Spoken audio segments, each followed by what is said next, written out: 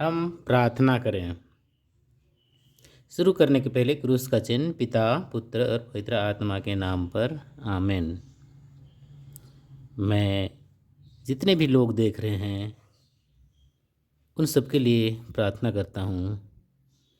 हे प्रभु, दया के सागर, सृष्टि के रचयिता, हर जीव के पिता, मैं तुझे धन्यवाद देता हूँ। और इस वीडियो को जितने लोग देख रहे हैं उनको आपके चरणों में समर्पित करता हूँ। आप उन्हें आशीष प्रदान करें और हर तरह से उन्हें सुखी रखें। वे अगर बीमार हैं तो उन्हें चंगा करें, अगर निराश हैं तो उनके जीवन में खुशियाँ बरसाएं और वे जिस चीज़ की आशा कर रहे हैं, चाहे व्यापार करने के लिए उम्मीद बनाए रखे हैं या कोई व्यवसाय या नौकरी, उन्हें वह कृपा प्रदान करें। उनके जीवन में आध्यात्मिक कृपाएं बरसाएं और वे शैतान की चालाकी से दूर रहें। हर तरह से शैतान के बाधाओं को दूर कर दें और आपके पवित्र मार्ग पर चलें।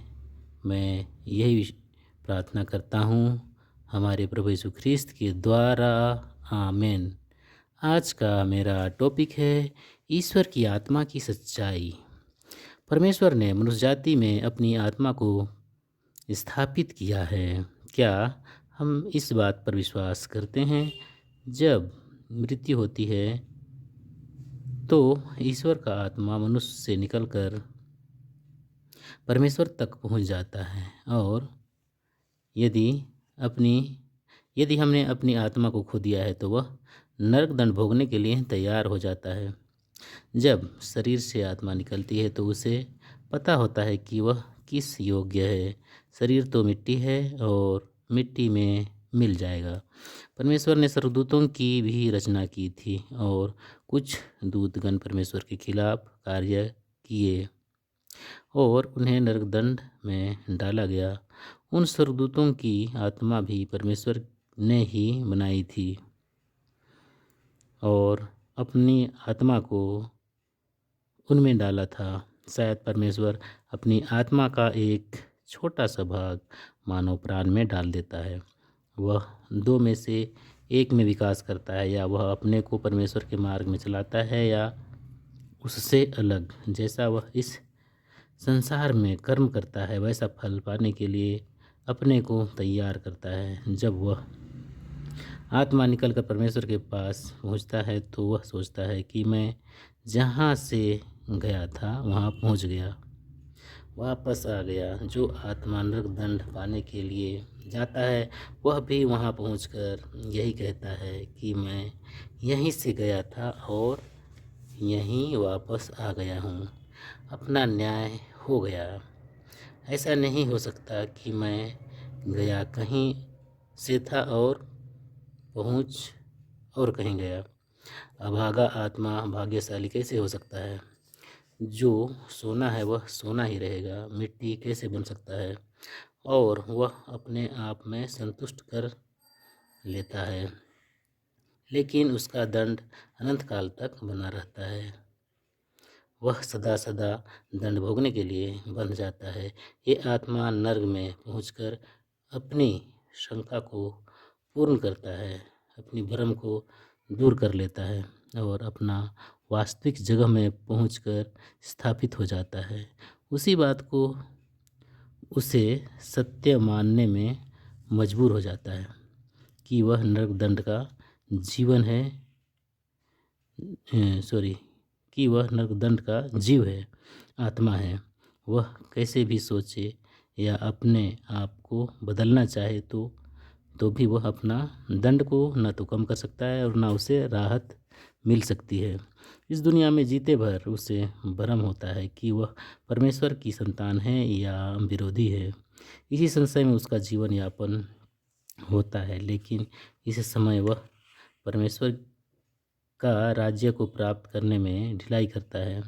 यही ढिलाई उसको नरकदंड भोगते समय प्रमाणित करता है कि उसने संसार में जो कुछ किया उसी का फल है।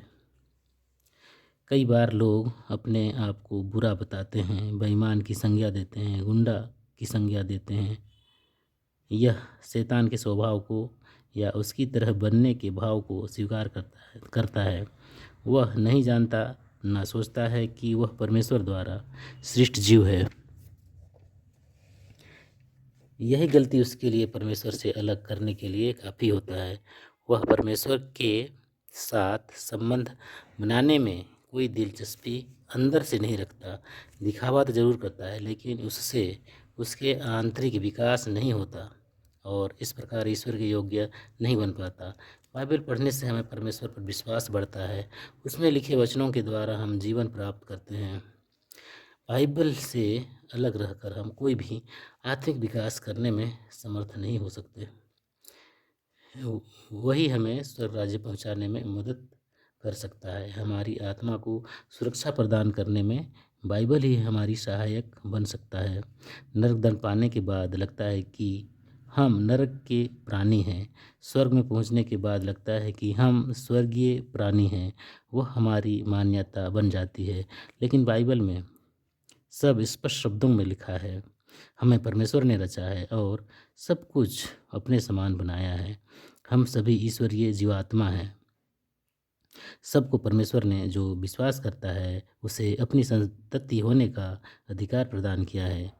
जो उसमें विश्वास करते हैं, जो विश्वास नहीं करता वही परमेश्वर के मार्ग में नहीं चलता, वही अभागा व्यक्ति है। विश्वास न करने वाला भी परमेश्वर मार्ग में चल सकता है।